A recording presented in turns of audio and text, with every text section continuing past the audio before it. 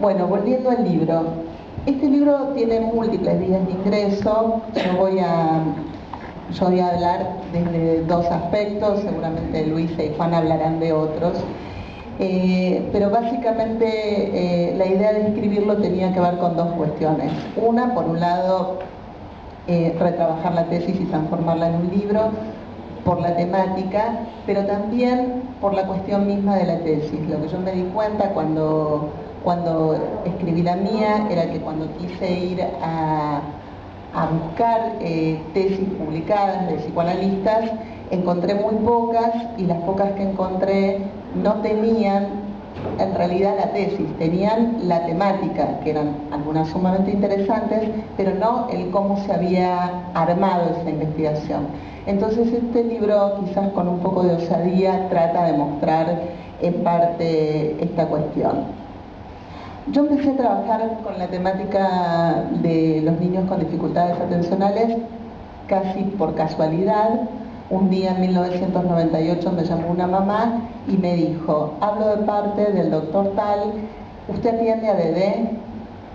Yo la verdad que en 1998 no tenía la menor idea de qué era ADD, y lo que le contesté en ese momento fue: yo atiendo niños, si usted tiene uno tráigalo. No era un chiste para mí lo que le estaba contestando, no quise ser graciosa, mucho menos con una mamá que no conocía, sino que realmente no sabía de qué me estaba hablando y trataba de pensar cuánto iba a tardar en llamar al neuropediatra que me lo había derivado para saber qué era eso de qué se trataba.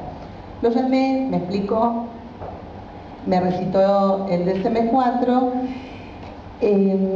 Ahí me puse a leer el DSM-4 y encontré que esto del ADD era el déficit de atención con o sin hiperactividad, por sus siglas en inglés.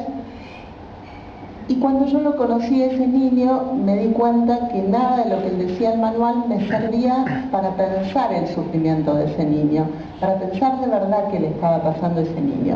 Entonces, ¿qué hice? Como hacemos los buenos analistas, supervisé. Entonces fui a mi supervisora y le conté, y entonces mi supervisora me dijo: ¿sabés lo que tenés que hacer? La verdad que mi supervisora nunca me decía lo que yo tenía que hacer, así que yo tomé lápiz para tomar nota, y me dijo: vos tenés que escribir sobre este caso. Dije: eso no me está sirviendo para pensar este niño, pensé en ese momento. Pero en realidad, la verdad que sí, y a partir de ahí muchas veces me pasa que cuando necesito pensar un paciente me pongo a escribir sobre ese paciente. Por supuesto, en ese momento no tenía la menor idea que eso iba a ser el primer capítulo de un libro y después los primeros pasos de una tesis de doctorado. Como el primer capítulo se llamó Alejo es ADD, abordando el dolor de un niño en un diagnóstico. En ese momento todavía, les decía, no estaba tan en boga. En realidad se puso básicamente en boga cuando a Bart Simpson en 1999 lo diagnostican de ADD. Ahí se hace una presentación, Hillary Clinton hace una presentación en el Congreso porque empezaba a ponerse como de moda este diagnóstico y empieza a tener toda la difusión mediática que tuvo después el cuadro. Al principio se creía que básicamente este era un problema de los niños de clase media y media alta. Después empezó como a difundir y terminó transformándose en que todo niño más o menos inquieto, más o menos desatento, pasaba a ser un ADD en potencia.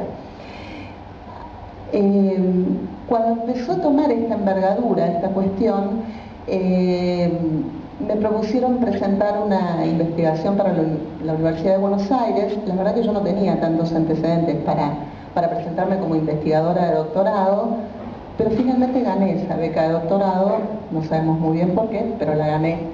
Y cuando tenía que ingresar al doctorado, que como pasan estas cosas en la UBA, primero gané la beca y después me dieron el ingreso al doctorado, en esa entrevista la directora me preguntó qué iba a hacer yo si no ganaba la beca con respecto a la temática. Adelante, Elsie. Y en realidad me di cuenta que más allá de si yo ganaba o no ganaba la beca, iba a investigar sobre este tema porque en realidad me apasionaba y porque en realidad la clínica me estaba interpelando todo el tiempo sobre esto, con lo cual mi sensación era que no me quedaba otra que investigar esta temática. porque en realidad la época nos estaba planteando esto. No era si yo quería o no quería pensar en este tema, sino que las consultas cada vez se imponían más sobre este tema. Entonces, ahí empecé a pensar que esto tenía que ver con una época, y con una época que generaba estas modalidades de enfermar. Porque cada época determina ciertas modalidades de enfermar, y en esta estaba pasando esto. Una realidad, una época que estaba en donde la lógica es la lógica del videoclip o del zapping, y en esa lógica se están constituyendo estos niños, ¿sí? Entonces, una de las cosas que yo quiero que pensemos es que ninguna clasificación que se hace es natural, y cada clasificación está determinada por su época histórica.